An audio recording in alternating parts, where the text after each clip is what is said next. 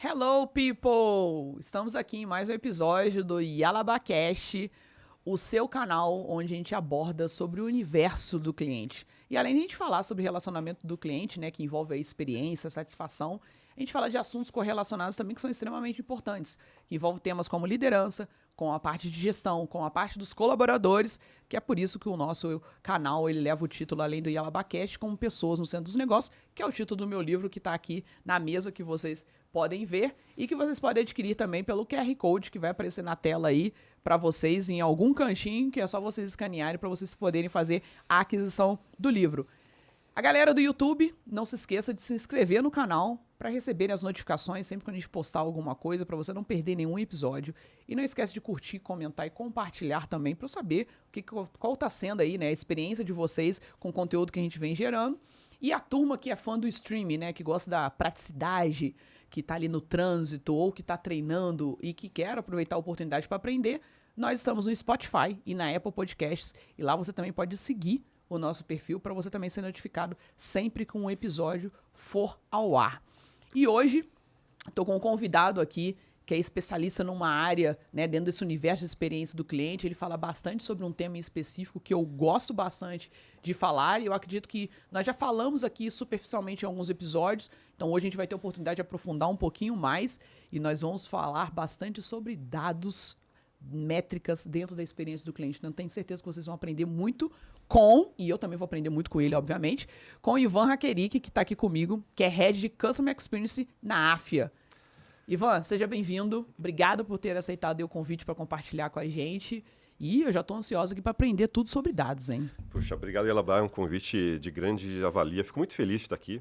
Eu acho que quanto mais você leva a palavra de dados, experiência, a palavra do universo de clientes para mais pessoas, é uma oportunidade do mercado melhorar. Acho que todos nós somos clientes de alguma marca, todos nós somos consumidores de alguma marca, a gente se relaciona com marcas o tempo inteiro. Então, ter a oportunidade de falar aqui hoje para você, para sua audiência, sobre métricas, experiência, eu acho que vai ser um bate-papo bem interessante, então estou confiante. Vai, não tem a menor dúvida. E aqui, gente, até seguindo, o Ivan já tem 18 anos de atuação, né, dentro dessa parte toda de relacionamento com o cliente, né, envolvendo essa parte da experiência. E, obviamente, como eu já antecipei, né, uma das suas maiores especialidades no momento atual é lidar com dados.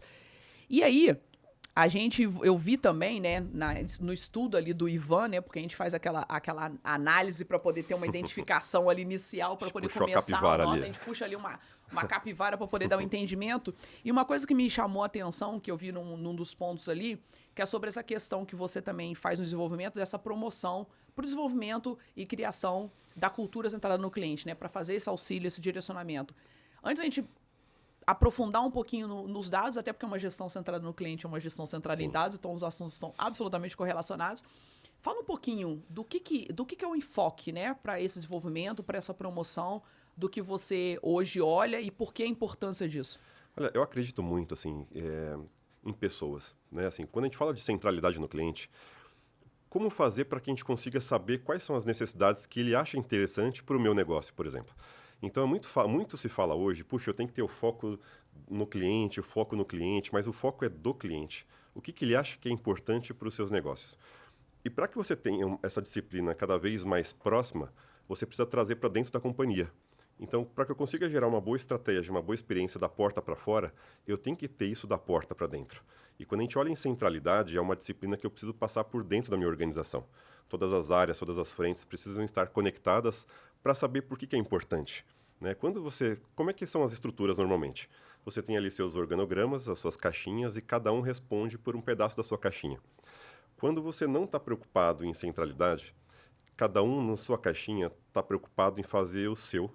Então, quando a gente fala da disciplina de centralidade, é olhar para dentro de casa, olhar para os nossos times, ter uma cultura onde todo mundo saiba onde a gente quer chegar, uma transparência de comunicação, de orientação, e tem que ter todos os dias de uma forma muito simples.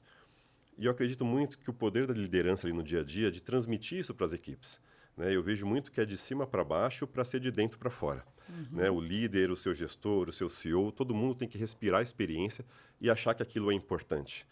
No centro das decisões, de fato, eu estou num projeto, eu estou conduzindo alguma reunião, alguma mudança de produto, por exemplo. Isso aqui vai impactar meu cliente de alguma forma? Ou não? Isso aqui eu estou pensando porque eu tenho que entregar um prazo para cumprir e assim por diante. Então, quando você deixa de ter essas preocupações, significa que o seu cliente não é tão importante para você no dia a dia. Então, assim, eu acho que uma cultura centrada no cliente, eu acho que, do ponto de vista muito simples, eu acredito muito, você tem que ter pessoas que gostem de pessoas no dia a dia, uma cultura forte, e uma cultura, é possível você mudar a cultura, né? Eu já fiz algumas consultorias para algumas empresas. Poxa, Ivan, minha empresa tem 20 anos e agora a gente está embarcando cada vez mais no mercado de vendas online e digitais, por exemplo, que é algo novo para a nossa empresa. Mas eu sinto que a minha empresa ainda não está nesse momento de transformação. Como é que eu faço isso? E a cultura ela pode ser mudada, né? Basta você querer. Então, assim, os ingredientes principais, através da liderança das equipes, através de pessoas que queiram fazer a diferença, e é com muita técnica, né? Você tem técnica para capacitação, para rituais, para divulgação de resultados e trazer dados também para o dia a dia. Então, assim, uma cultura de centralidade passa muito por uma cultura dentro da própria empresa mesmo. Né? Assim, o que, que a gente quer transmitir de dentro para fora? E não é assim da boca para fora. Assim, eu quero daqui para frente, amanhã a gente vira a página e vou começar a pensar no meu cliente. Não. É importante você ter técnica para fazer isso, senão você vai para qualquer direção e não sabe para onde você vai chegar no final.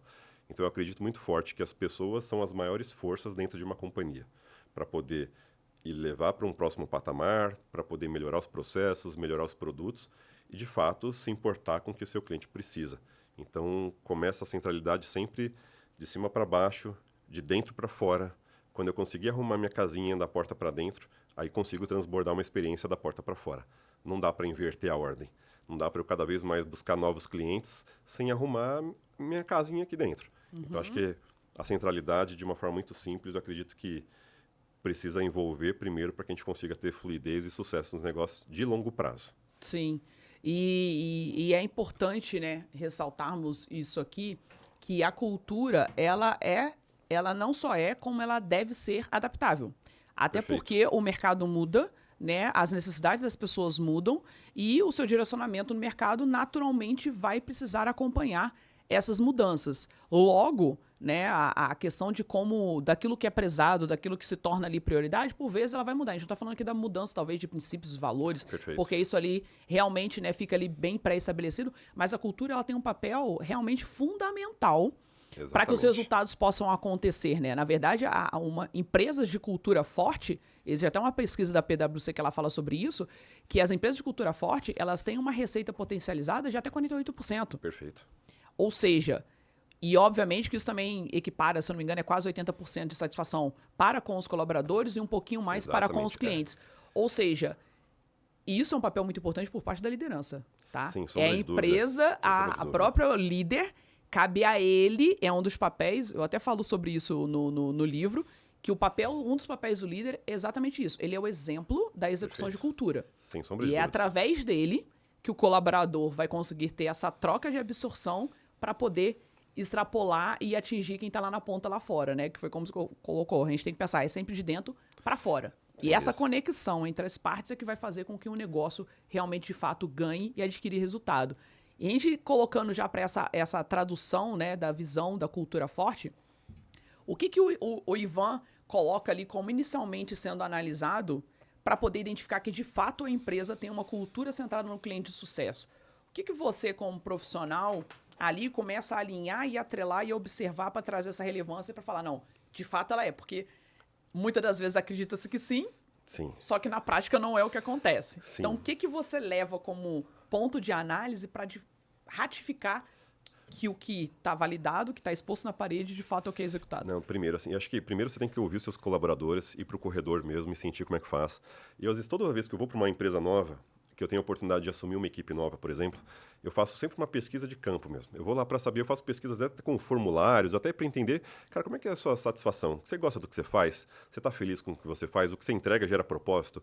Então, quando você começa a entender um pouco sobre a pesquisa interna, sobre o clima interno, o clima lhe diz muito como é que é da porta para fora.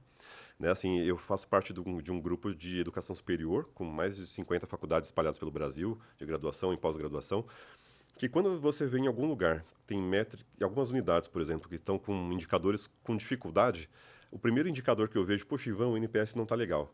Eu falei, então deixa eu ver como é que está o ENPS. deixa eu ver como é que está a porta para dentro. E tem uma correlação altíssima. Se eu vejo que o colaborador não está satisfeito, ele não vai entregar uma experiência que seja satisfatória. Assim, 50% da percepção de experiência se dá em atendimento, se relacionando com pessoas. Então, quando você vê que não está legal, certamente a cultura não está bacana, começando pelos seus colaboradores. E aí, de fato, entender se o que está escrito na parede como valores, como princípios, são praticados, e praticados por todo mundo. Né? A liderança é um papel importantíssimo, como você disse, porque a liderança ela arrasta o exemplo. Né? O líder é aquele que está no dia a dia incentivando, apesar das dificuldades, e buscando as adversidades. Né? Eu tenho profissionais no meu time de todas as idades, de todos os gêneros, diversos, e essa diversidade no dia a dia faz com que a gente tenha ideias diferentes. E é um papel da liderança diária de capturar a essência de cada profissional, o que ele tem de contribuir para que a gente consiga transformar. Então, a liderança, mais uma vez, e se você é líder, ou se você quer se tornar um líder, saiba que esse é um dos skills importantíssimos para que você consiga ali chegar num patamar diferenciado e entregar um valor diferenciado também.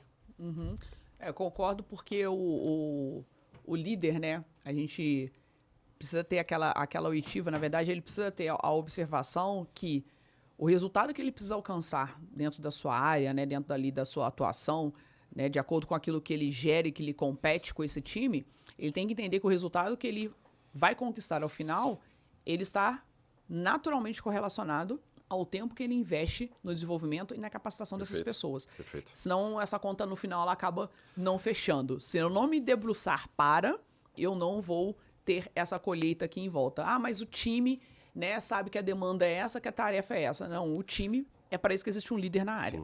Que é o líder que direciona, é o líder que institui os processos, é o líder que vai orientar, é o líder, na verdade, que treina. Perfeito. Porque dizer o que precisa ser feito, você está só dizendo. Você precisa treinar, você precisa acompanhar, você precisa estar do lado, né? Você precisa saber se de fato aquele processo é de valia. Você precisa permitir que seja um ambiente de troca para que, se aquele processo que você acreditou que fosse o melhor, mas na prática o colaborador identificou que não, para que ele possa dizer para você.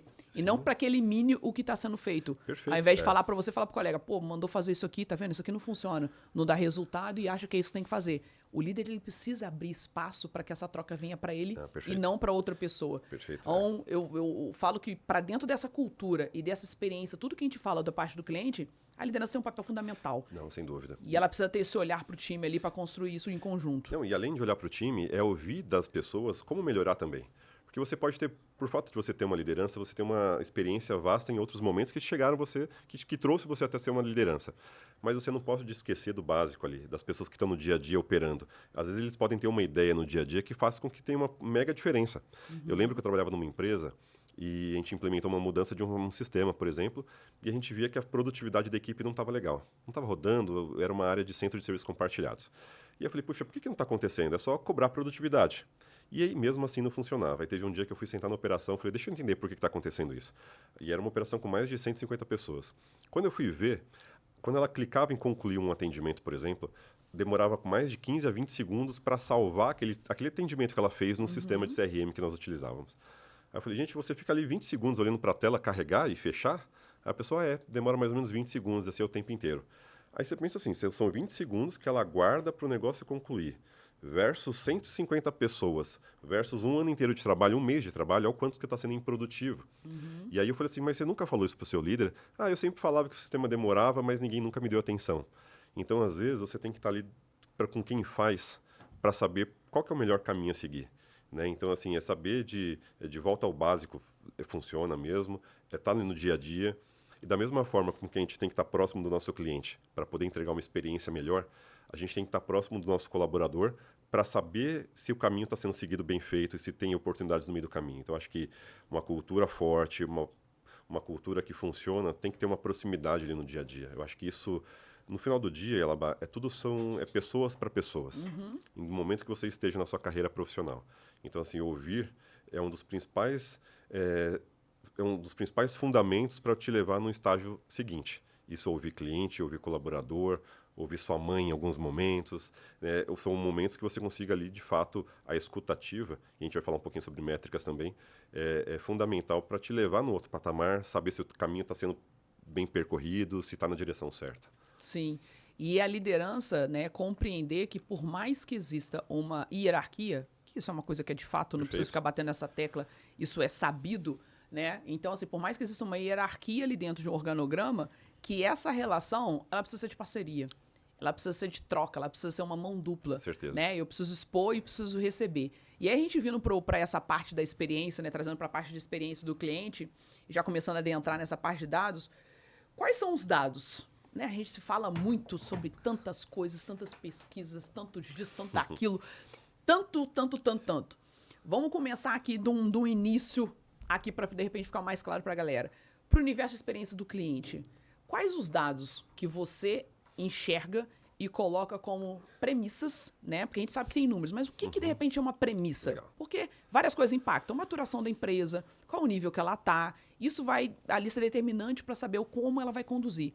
Mas quais são as métricas essenciais para a gente poder acompanhar uma experiência do cliente, por exemplo? Legal. Assim, as métricas, assim, medir é algo fundamental se você quiser mudar de patamar.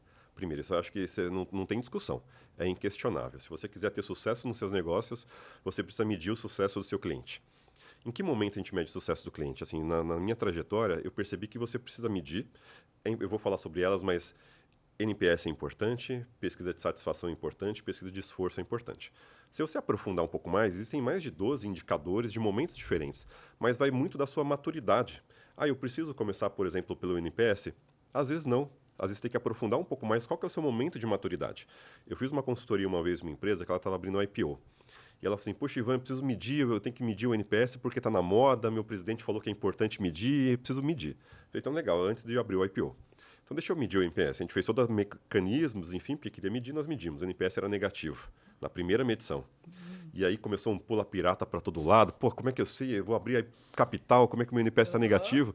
Mas aí quando a gente foi ver, os processos internos todos não estavam funcionando. Sim. Aí começou uma série de melhorias para poder colocar numa direção correta. Mas assim, eu preciso começar pelo NPS? Não necessariamente. Então eu acredito que ter uma pesquisa de satisfação nos seus pontos de contato padronizadas, iguais, padronizadas de fato, né? Não pode ter uma pergunta diferente aqui, num canal de atendimento ser diferente no outro, porque o seu cliente ele vai consumir serviços seus em vários momentos. Então, ele tem que sentir que há uma fluidez entre as pesquisas. Então, pesquisa de satisfação é importante, sim, transacional. Uma pesquisa de esforço, em alguns momentos específicos da sua jornada, pode ser uma jornada de troca, uma jornada de uma devolução, uma jornada inicial de um onboarding, por exemplo, e o NPS, sim, sem dúvida, ele é importante. Então, eu acredito que essas pesquisas combinadas, elas trazem uma visão holística da experiência que você fornece. Então, ter por onde começar é importante, mas ter uma visão holística sobre o seu cliente é mais importante do que qual pesquisa começar. Eu preciso começar pelo NPS. Talvez no seu momento ali não. Né? Talvez, eu já ouvi muitas vezes, eu já meço o NPS aqui. Aí quando eu fui entender qual era o NPS, estava com uma métrica incorreta, uma escala errada, não estava bacana. Então, métricas combinadas traz uma visão holística bem completa do seu cliente. E ainda mais do que ter pesquisa de satisfação, esforço e o NPS, eu acho que tem um momento aqui que é um momento de ouro, que eu acho que a dica que eu vou dar aqui hoje no podcast, assim, você que está assistindo aqui agora, isso aqui é super importante. Mais do que ter as métricas associadas, é importante você ler os comentários dos seus clientes. Os melhores projetos que eu fiz em experiência do cliente foram baseados nos comentários e não nos resultados das pesquisas. Este foi fundamental. Né? O seu comentário, ele traz uma riqueza, ele traz um sentimento, ele traz uma emoção ali que você consegue entender o que ele está passando em determinado momento da sua jornada. E às vezes a gente negligencia os comentários. Né? Eu tenho, sei lá, 30% de comentário, mas eu uso uma frase que assim, eu levo para minha equipe por onde eu passo. Assim, se alguém parou o momento da vida dele para escrever, alguém tem que parar o momento da vida para ler. É obrigatório. E isso vai trazer com que você consiga ter informações para, de fato, aprofundar ou melhorar um produto e associar com o resultado de uma pesquisa. Às vezes uma pesquisa de satisfação, por exemplo, não está legal, e você não sabe por onde começar. Quando você faz uma descida e olha para os comentários, você, entendi. Então, assim, o atendimento foi ótimo, mas o tempo de espera não estava legal, então não trouxe uma experiência bacana. Então, assim, as métricas associadas em momentos importantes da jornada é fundamental. Então, assim, métricas é bacana. Mas qual que é a rotina que eu faço esse acompanhamento? Diário. Você não pode perder ali a tartaruga olhando, eu acompanho uma vez por mês, Sim. ou eu acompanho a cada X tempo. Ou pior do que isso, que eu já vi em muitos lugares, são aqueles indicadores instagramáveis. sabe? Você tem ali seus painéis de SLAs, tudo verdinho, tudo bonitinho, para tirar foto e para mostrar para a diretoria que está bonito. Sim. Mas o seu cliente tem que entender que aquilo te atende, né? Eu fiz uma consultoria uma vez numa empresa que tinha uma baixa satisfação da porta para fora, mas da porta para dentro os indicadores eram todos verdes, ali na gestão à vista, ali nos quadros, ficavam tudo bonitinho. Eu falei, alguma coisa não está ornando aqui, que nem diria minha mãe. E aí eu fui entender. Quando eu olhei para os indicadores internos, os prazos de atendimentos, por exemplo, de uma troca, era de 20, 25 dias úteis para uma troca. E aí, então, a equipe interna, logística, todo mundo fez todo aquele processo, me atende. Eu estou no prazo, eu fiz em 23, o prazo era 25, mas esse prazo chega a ser, para o ponto de vista do cliente, um absurdo, né? Então, assim, aí você consegue entender a satisfação ou a produtividade interna, com prazo instagramável, e para o seu cliente da porta para fora, com prazo altíssimo, e dificilmente ele vai recomendar você e comprar novamente, porque já teve uma experiência de troca que não está legal, né? Isso até aconteceu comigo recentemente. Eu fiz uma compra de um tênis que eu estava super afim de comprar, uns tênis que estava super hypado aí, e enfim, comprei o número e não me atendeu. O número eu tive que fazer uma troca. Fiz o processo de troca. 22 dias o prazo médio para trocar. E eles me responderam assim, com um sorriso no rosto, nossa, são 22 dias. Aí eu falei, puxa, mas vocês falam tanto de cliente, consumidor nas redes sociais, vocês são tão próximos dos seus clientes que minha experiência primeira não foi boa. Então, assim, é muito disso também as métricas, elas são importantes para saber a mensagem que você também leva para o seu consumidor final, né? Não adianta você lembrar só do seu cliente numa campanha especial de Dia das Mães ou do Dia do Consumidor, né? Se você está com o nome sujo no Reclame Aqui, por exemplo, não adianta você falar que seu cliente é seu melhor amigo e você está buscando cada vez mais. Então, é importante sim você medir, é importante sim você ter medições diárias para você saber como é que está o sucesso do seu cliente. Ok, então você sabe qual que é o patamar do sucesso. Mas agora, no meu dia a dia, o cliente ele abre atendimento por diversos motivos, né? Você tem ali seu CRM com diversos motivos e situações que ele abre no dia a dia. Então, atuar com base nesses indicadores também para saber o que o meu cliente mais pede. O meu cliente mais pede troca, o meu cliente mais pede boleto, o meu cliente mais pede um assunto específico.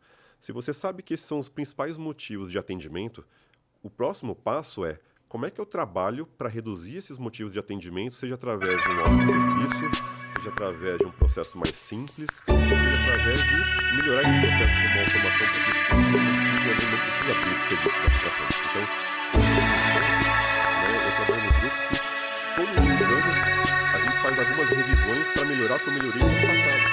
Porque o comportamento muda, a experiência muda. Então, assim, uma melhoria que eu fiz no ano passado para o próximo ano talvez não sirva. Então, Não assim, vai atender. Indicadores e métricas, eles têm que andar lado a lado e todos os dias. E ter uma cultura baseada em dados, de fato, faz com que você chegue num patamar diferenciado.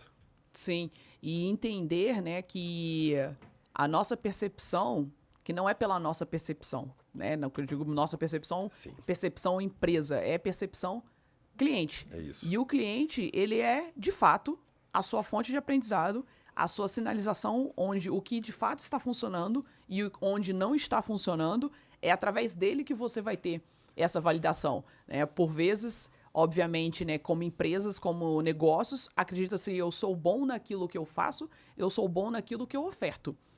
Contudo, porém, entretanto, todavia, Claro. existe uma pessoa que precisa expor a opinião dela sobre isso e te dizer se essa sua percepção realmente está validada. E essa pessoa vai ser o cliente. E vai ser o cliente que vai sinalizar. Não, Perfeito. realmente, 25 dias? Atende. Não, 25 dias está exagerado. Então aqui precisa ser feita uma correção e eu estou te sinalizando que o seu grande start de problema no seu negócio hoje é troca. Perfeito. Então eu vou me readequar. Então antes de dizer que você é bom naquilo que tu faz, seu vai cliente, perguntar quem de fato precisa te dizer se você é bom naquilo de fato, que você faz. super concordo. Isso é extremamente Não, importante. e importante assim, o pior cliente não é aquele que reclama, sabe? O pior cliente é aquele que vai embora e não te fala o porquê.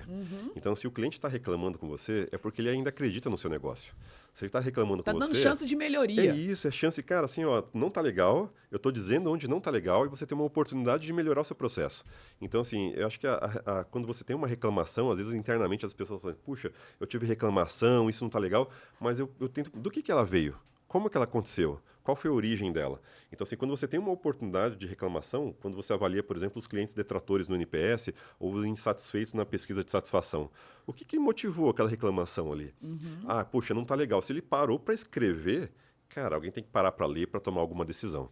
Então, assim, isso é fundamental, assim, tanto manter seus clientes promotores para que cada vez mais eles ficam aquecidos e gostem do seu produto, que é um desafio também, cada vez garantir que funcionem as coisas. Eu acredito muito em eficiência operacional, mas por um outro lado, lidar com as reclamações é uma chance, é um sinalizador que você tem uma oportunidade de melhorar o seu negócio.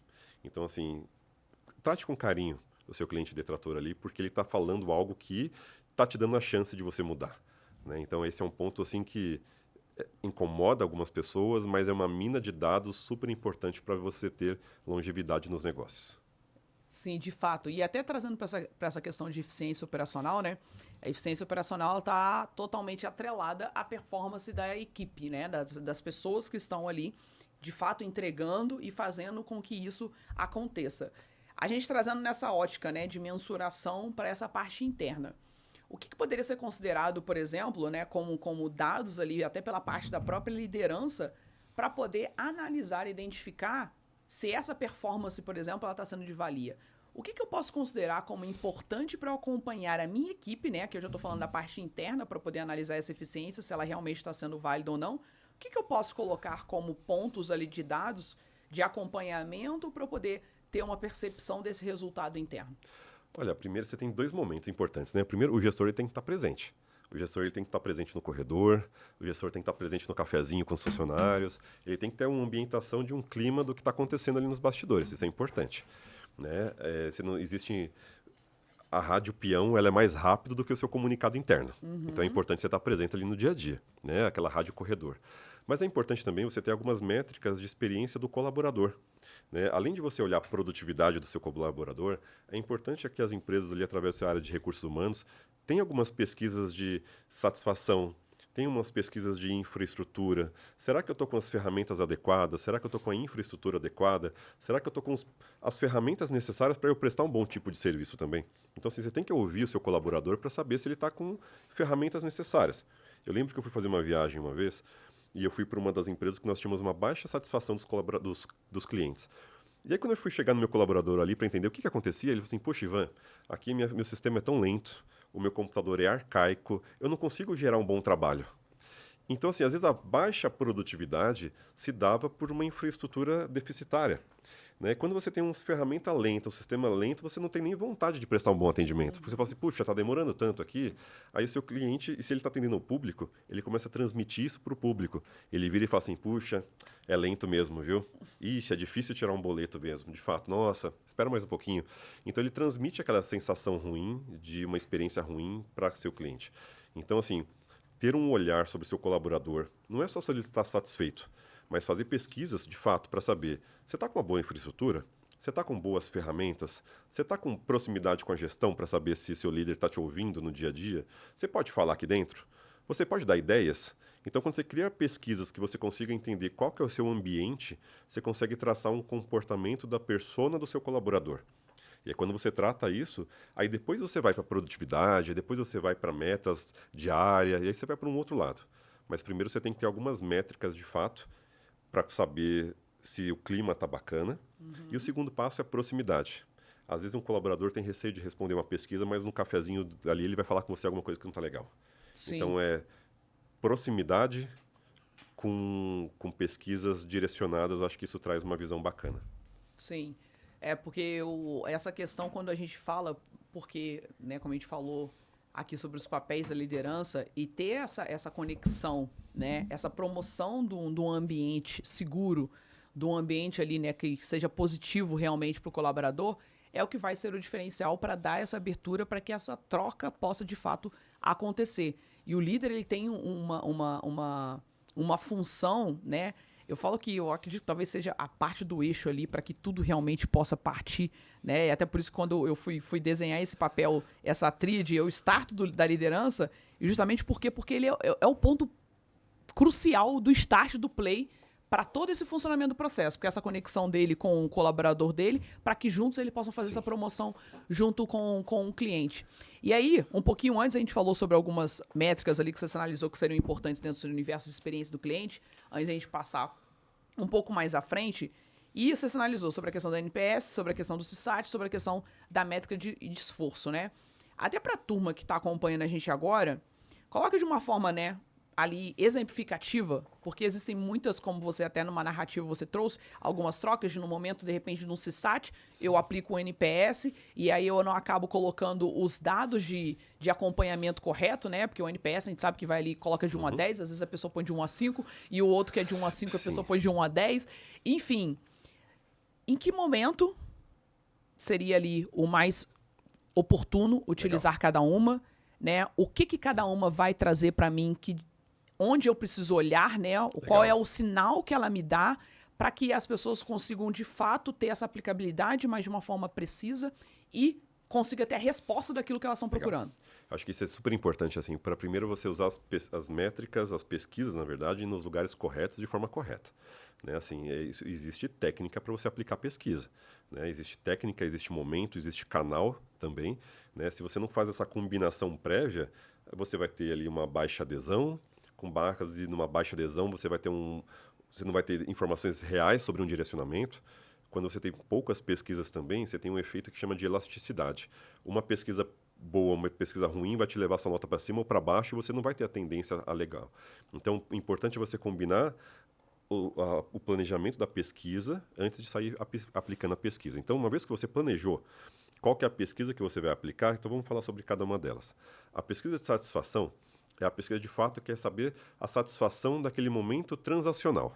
Eu desci de um veículo por aplicativo, eu recebi uma comida no aplicativo de refeição, então eu fiz algo momentâneo ali que me gerou uma experiência. Então, o mais adequado na pesquisa de satisfação é você medir momentos transacionais, sejam nos canais de atendimento. Então, eu tenho no canal de atendimento telefônico, no WhatsApp, no presencial, no online, no ticket, enfim, de qualquer formato, é 1 para 1. Então, o cliente se relacionou com você. Em qualquer ponto de contato do seu canal de atendimento, sai uma pesquisa de satisfação. E essa pesquisa ela precisa ser simples. Né? Antigamente, você tinha uma pesquisa que era assim, eu acredito muito na escala de 1 a 5, né? Então, tinha aquela muito insatisfeito para muito satisfeito. Isso já caiu por moda, assim, tem que ser pesquisa simples. Por que quando você pega um Uber, por exemplo, você tem ali as estrelinhas ali? Porque é fácil, simples, rápido de você ter atrelado. Então, eu acredito que pesquisas padronizadas, de uma forma simples, e eu acredito muito em pesquisas de uma única pergunta. Simples. Foi satisfeito ou não foi satisfeito, mas de 1 a 5, numa escala ali de estrelas, acho que funciona bem. Então, assim, todo o seu ponto de contato, de atendimento, seja qual for, momentos que gerou jornadas transacionais com o seu cliente, você precisa medir para saber como é que foi aquela jornada. Né? Então, você consegue ali saber se foi uma jornada bacana ou não. A pesquisa de esforço, você coloca em momentos diferentes. Então, imagina que seu cliente tenha diversas jornadas com você, no qual ele se relaciona. Então, você quer medir esforço em um lugar muito pontual. Por exemplo, quando você recebe um cartão de crédito de seu banco. O seu banco ele tem interesse que você desbloqueie aquele cartão de crédito. Então, ele quer que você tenha um baixo esforço para desbloquear aquele cartão de crédito. Então, normalmente, alguns bancos, eles hoje em dia é super simplificado. Você abre o seu aplicativo, você já lá, normalmente ele já sabe que o seu cartão foi enviado, foi entregue, e ele já aparece ali logo de cara. Você quer desbloquear seu cartão? Normalmente, são 1 ou 2 cliques para você desbloquear o seu cartão. E logo em seguida tem uma pesquisa de esforço. Tem um banco laranjinha aí que sempre faz essa pesquisa de esforço logo depois que ele entrega seu cartão de crédito. Por quê? Porque é para ter baixo esforço. É para ser simples, senão se ficar difícil, meu cliente deixa para depois e ele não ativa meu cartão de crédito. Ou durante uma troca de um produto, por exemplo. Você consumiu um produto de alguma empresa e você quer fazer uma troca. Quando você quer fazer uma troca, ele já te pergunta logo em seguida: foi simples fazer essa troca? Porque tem que ser simples. Se o meu cliente tiver dificuldade de fazer aquela troca, ele não compra de novo. Ele não me recomenda. Aí não entra os princípios do NPS, que é a lealdade. Né? Se clientes felizes, clientes satisfeitos recomendam seus produtos e eles voltam. Né? Assim, tinha uma frase do Walt Disney que ele diz em 1952, assim: faz o que você faz tão bem feito que as pessoas vão voltar e ainda vão indicar os seus clientes. E lá nessa época não tinha metodologia de experiência, não tinha ferramentas, não tinha o quê? Mas tinha o básico e tinha um propósito de atender bem. Então, esse propósito, mesmo que você na sua empresa não tenha todas as ferramentas, não tenha todos os recursos necessários para começar, Começa pequeno, começa básico, e aí você vai aprimorando com um determinado momento e você vai trazendo uma experiência superior.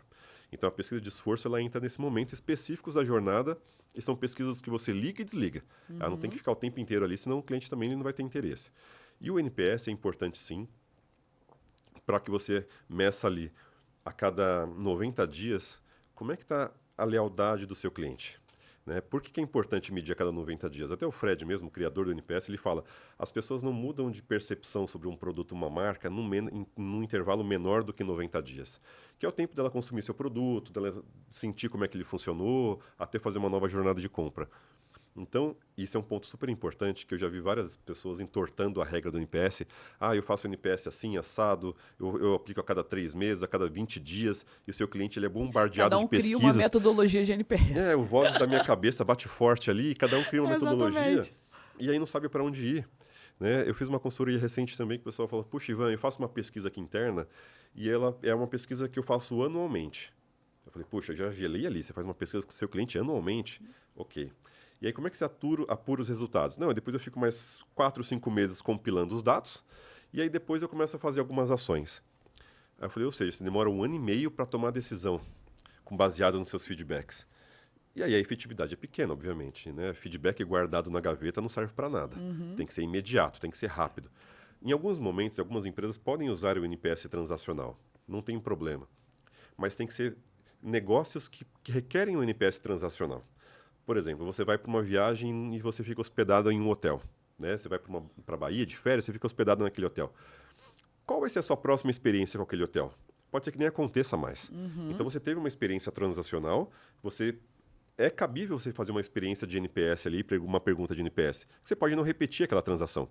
Diferente da sua empresa de telefonia, que você pode entrar em contato com a sua empresa em vários momentos, você tem relação de longo prazo. Então, o NPS transacional não cabe naquele momento, cabe a pesquisa de satisfação. Uma companhia aérea, por exemplo. Talvez você não voe novamente.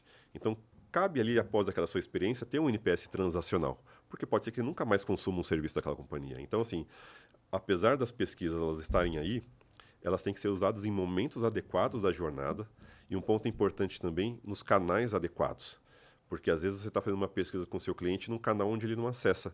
Ou você faz uma pesquisa via SMS, mas você tem uma baixa adesão.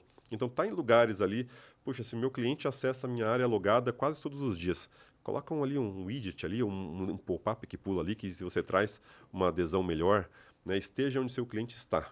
Isso faz com que você consiga ali ter boas adesões. E quando você tem uma boa adesão, aí você consegue trazer bons resultados e consegue direcionar mais ou menos a percepção do seu cliente. Isso é importante. E está próximo. E você precisa conhecer seu cliente. Sim. Eu acho que estar próximo, conhecer, faz com que você vá, de fato, para um outro estágio. Sim, de fato. E entender, né, o NPS, a aplicabilidade dele de tempo, momento, está completamente atrelado ao que a empresa fornece, né, ao que ela atua, ao que de fato ela entrega. Então, se a gente tem uma relação que ela vai ser mais duradoura, que ela vai levar mais tempo, então você consegue ter uma fração de intervalo maior. Ou se aquela coisa que pode acontecer, né, num único momento, que talvez não vá, faz sentido. A gente até, você falou do Fred, até sugiro, turma, a gente tem um episódio aqui, quando eu gravei com a Luísa, né, que é partner dele na BEM, e a gente falou muito sobre NPS, então, galera também quiser aprofundar especificamente em NPS, assistir esse episódio, tá? Já tem aí, se eu não me engano, ele tá na janela dos primeiros episódios que a gente fez, e a gente falou bastante sobre isso, porque, para você ver bem a técnica dessa aplicabilidade, porque é importante, porque o NPS, ele é uma ferramenta primordial para que você tenha esse feedback do cliente, só que ele acabou, né, como se tornou uma coisa muito popular, e tudo, infelizmente, às vezes quando cai numa popularidade, ele acaba sendo um pouco banalizado, ou caindo em descrédito, porque todo mundo quer fazer, porque todo mundo está fazendo, e acaba não tendo uma aplicabilidade da ferramenta, de fato, como ela deveria. Então, às vezes, acaba tendo uma indução para uma resposta, acaba tendo uma outra colocação para poder trazer uma resposta que eu quero ouvir, e não a que de fato é. Já vi muito isso, então, me dê 10 no NPS, me dê 10, me dê 9. Esse cuidado, né, e as empresas terem essa clareza do que de fato isso impacta e do quão importante é necessário para acontecer. E aí, trazendo por essa parte, porque eu até entendo que o NPS seja isso, porque o NPS hoje, para questões de investimento de empresas e para análise de resultado, ela está muito atrelada até para uma questão de valuation. Perfeito. Por isso se tornou uma preocupação muito grande das empresas de terem NPS aplicados ou não. E aí, quando a gente fala de valuation, a gente está falando de valorização, a gente está falando de retorno, a gente trazendo para esse universo de retorno. Né? Porque aí vem uma grande pergunta de governanças Sem dúvida. quando a gente vai fazer um trabalho, um projeto na empresa sobre essa construção de experiência do cliente, que é aquele famoso, mas isso vai me dar resultado? É o que a gente, ou eu acredito que também você, inteiro, nessa prática, você escuta muito isso. O que a gente pode considerar como extremamente crucial e importante para poder ter essa análise, né, preditiva ali, ou de um tempo de aplicabilidade, de que, de fato, esse retorno está acontecendo? Esse retorno, ele está sendo possível, ele está sendo positivo. O que você olha ou o que você sugere aí como orientação de métrica para poder acontecer isso? Olha, tá totalmente interligado, né? Quando você tem, primeiro assim, eu vejo muito, puxa, ter uma área de experiência do cliente, muitas vezes o pessoal, puxa, isso é um custo, isso não vai trazer, de fato, um retorno para uma empresa num curto ou longo prazo.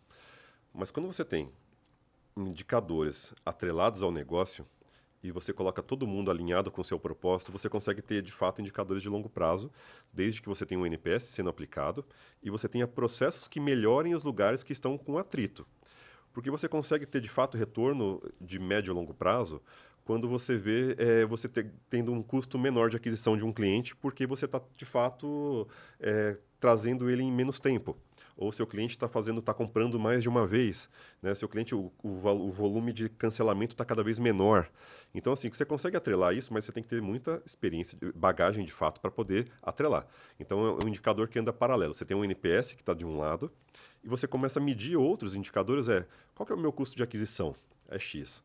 Quanto tempo eu demoro para converter um lead em um cliente efetivo? Meu tempo é Y. Quanto que eu gasto para converter e para atrair alguém? É XPTO. E quando você começa a trazer, puxa, antes eu converti em 20 dias, agora eu converto em 15.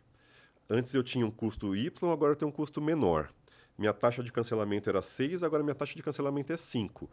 O que fez com que isso desse certo?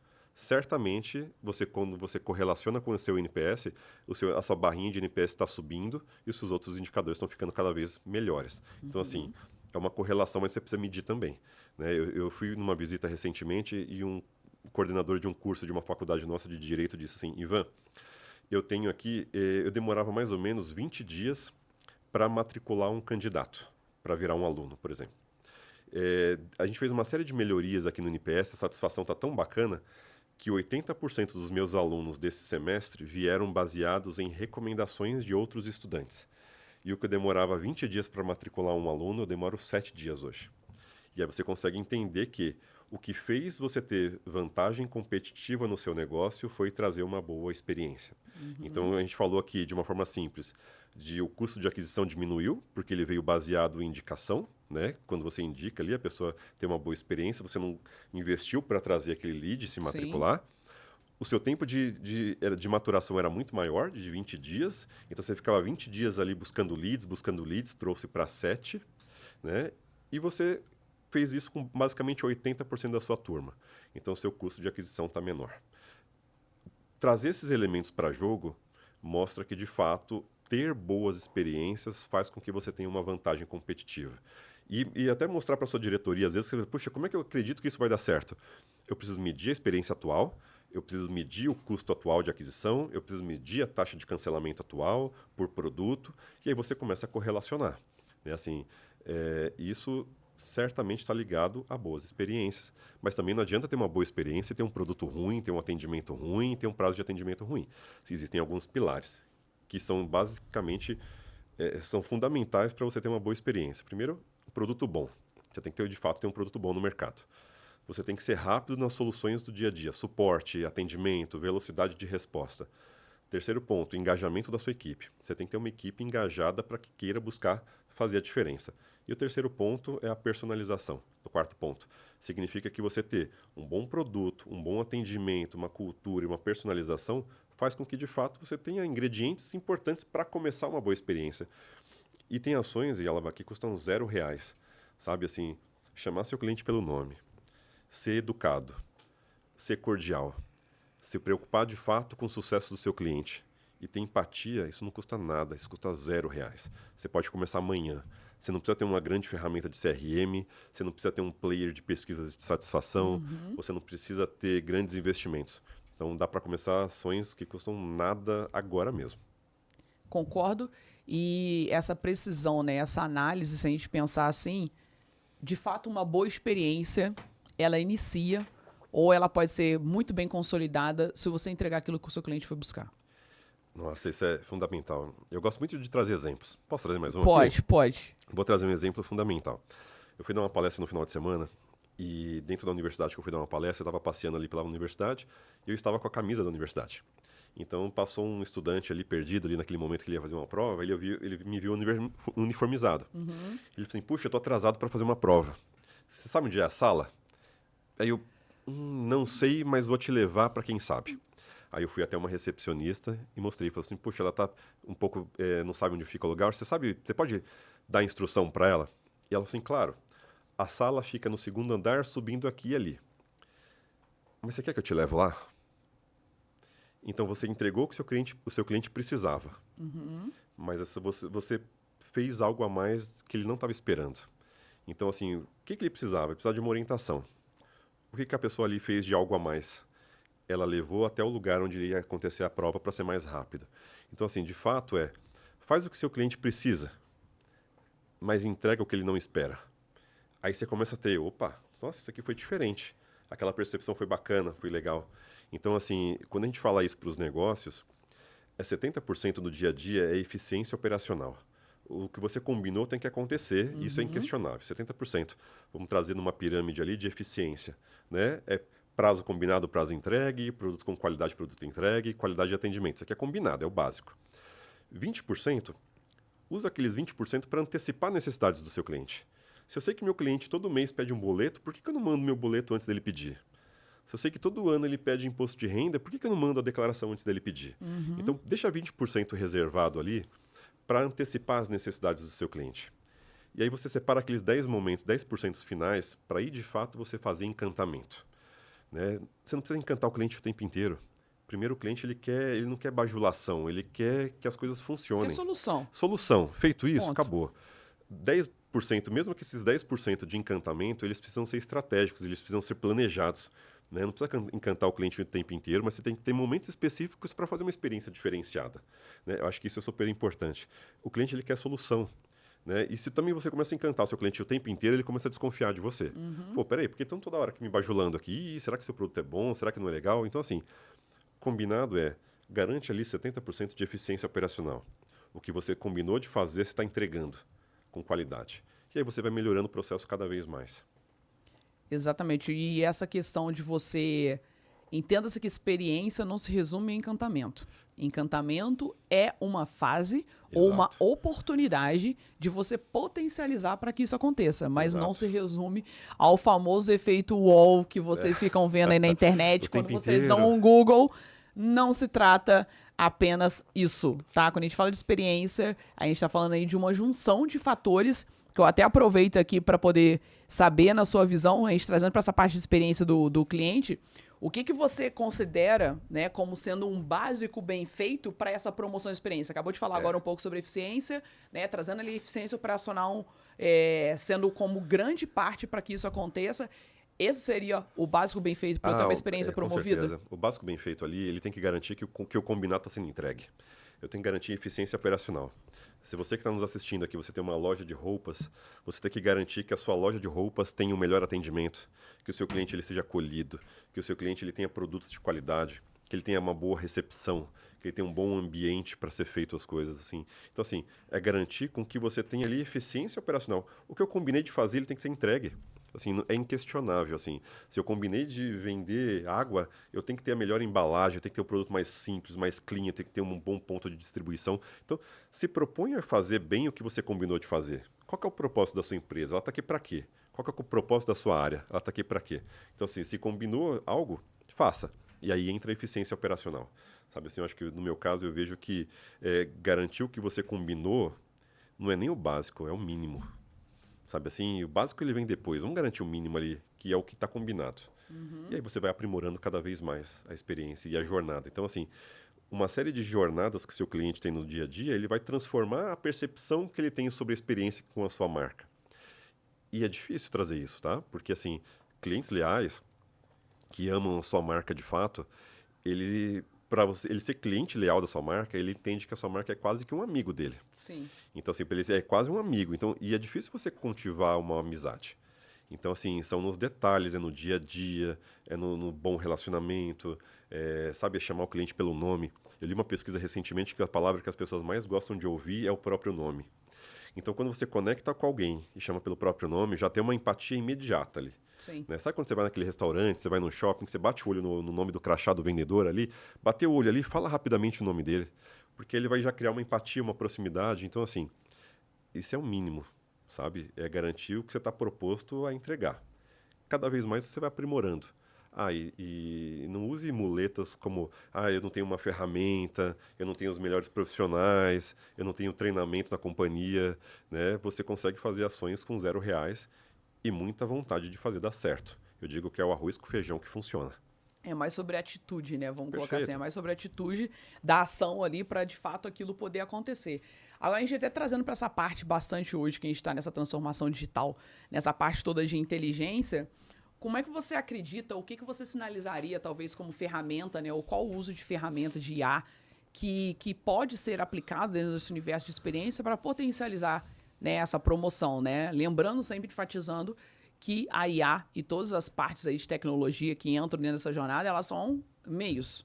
Certeza. Elas não são fins para que isso aconteça.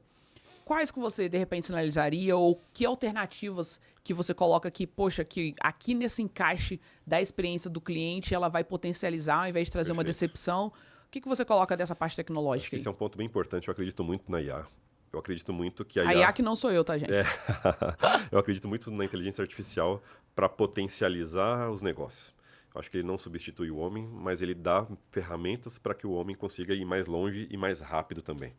Então, eu já uso inteligência artificial há mais de 2 anos. A gente está hypado agora com inteligência para todo lado, de todo tipo, mas eu uso inteligência hoje nos comentários dos NPS da empresa que eu gero. Porque são milhares de comentários e o que ele faz? Ele não substitui a leitura que eu comentei, que é importantíssimo, mas ele categoriza o sentimento. Ele fala, tá indo mais por aqui, os alunos desse tal lugar aqui tá com um sentimento negativo baseado na emoção que ele traz nas palavras. Então, ele potencializa a análise que eu faço baseado nos sentimentos que ele está trazendo de uma forma geral.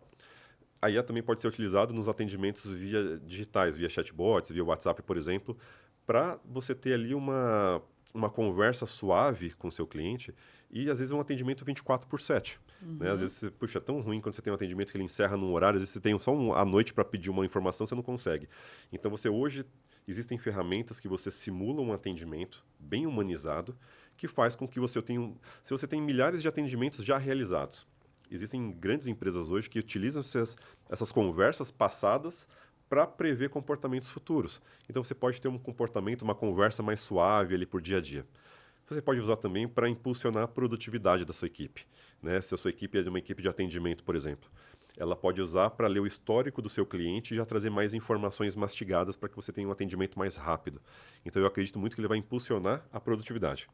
Eu vou fazer uma palestra em breve, onde o tema da palestra é como é que eu utilizo a IA sem burocratizar os processos. Porque a inteligência artificial ela veio para simplificar, ganhar produtividade.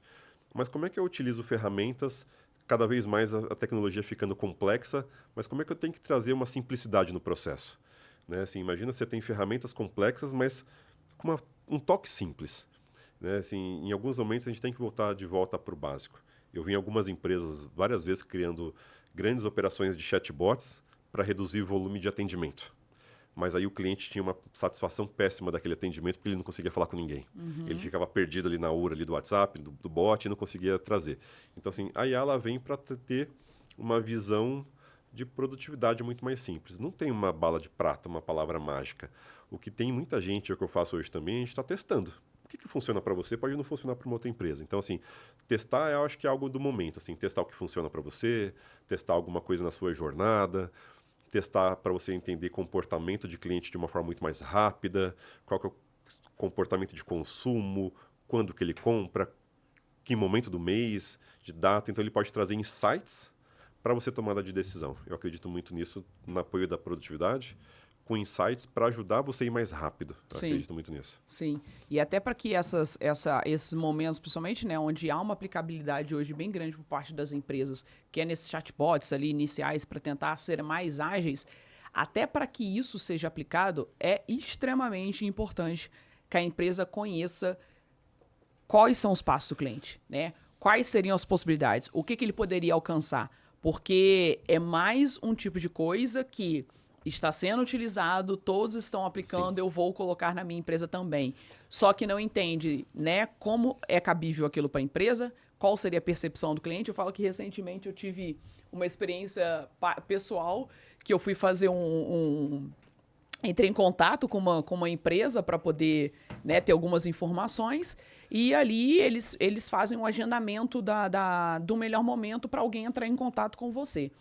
E lá, né, uma das primeiras chamadas ali de recepção de mensagem é justamente, né, nós focamos em fazer uma prestação de atendimento personalizado, Você não sei o quê. é importante para nós. E aí eu li e falei, pô, bacana, né, interessante, estamos aqui falando sobre personalização e experiência do cliente.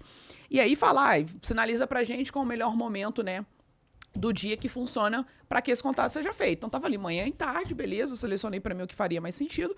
E aí falou assim, e vamos agora, né, vamos verificar qual seria o melhor dia para entrar em contato com você. E aí eu me lembro que isso era uma quarta-feira que eu fui entrar em contato e a minha possibilidade era fazer para o início da próxima semana. Eu já deixei aquilo agendado. E aí ele só colocava a opção hoje, amanhã e depois de amanhã. Não tinha outra opção. E aí, se eu colocasse qualquer, tipo assim, se eu escrevesse, né, segunda, ele repetia a mesma mensagem. Não entendi. E aí mandava a mesma mensagem. Ou seja, ele ficaria naquele ciclo sem fim. Ele não me deixava Perfeito. sair dali. Então, ali você vê que você ali não tem claro quais são as possibilidades Perfeito. que vai ser cabível para o cliente, né? O que eu tenho que pensar, né? Colocar duas possibilidades que possam fazer Perfeito. sentido e deixar uma em aberto, né? Outros. E aí você sinaliza, você põe o dia da semana e ele vai, de repente, fazer a leitura, porque isso é possível. Sim. Aí ela faz essa leitura. Então, o que precisa ter claro é, para a própria IA funcionar, para que isso realmente seja ágil, cara, você precisa conhecer qual é esse fluxo de ação, esse fluxo de processo do cliente. Porque senão, não vai adiantar. Em vez de eu ter uma agilidade e ficar satisfeito, foi completamente frustrado. Eu falei, poxa, aqui em cima ele me fala que ele quer entregar um atendimento completamente personalizado olhando pro cliente. E aqui eu não tenho opção para conseguir falar, eu fico num rack, né, num repeats aqui sem fim. Mas isso. Eu fui num evento outro dia, e aí eu estava conversando com os diretores de grandes empresas. E aí falava-se muito sobre atendimento, aqui a gente faz diferença. Eu fiz uma pergunta assim, falei assim, pessoal, qual foi a última vez que você entrou em contato com os canais de atendimento da sua empresa? Ninguém nunca tinha entrado em contato com... Ou seja, às vezes a gente tem... É importante conhecer, talvez num nível C-level, você não precisa conhecer. É importante, sim, saber qual que é a jornada que seu cliente passa.